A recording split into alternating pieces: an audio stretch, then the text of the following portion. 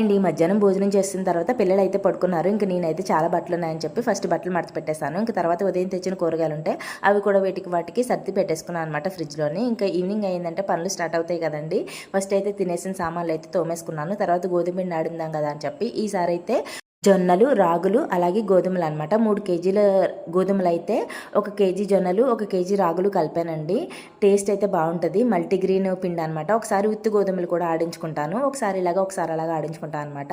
ఇవైతే మిల్లుకి పట్టుకెళ్ళారు మా హస్బెండ్. ఇంక నేను టీ పెట్టేసి ఇంక ఈవినింగ్ పనులు అయితే స్టార్ట్ చేశాను అనమాట. మా లక్కోడైతే బయట వాళ్ళ అన్నయ్యలు ఆడుకుంటున్నారని చెప్పి బయట కూర్చొని చూస్తుంది. ఇంక నేను బయట పని అంతా చేసుకుని డిన్నర్కి వచ్చేసి పిండి అయితే ఆడించారు కదా, ఆ పిండితో మల్టీగ్రీన్ పిండితో చపాతీలు అయితే చేద్దాం కదా అని చెప్పి పిండి అయితే కలిపి పెట్టుకున్నాను.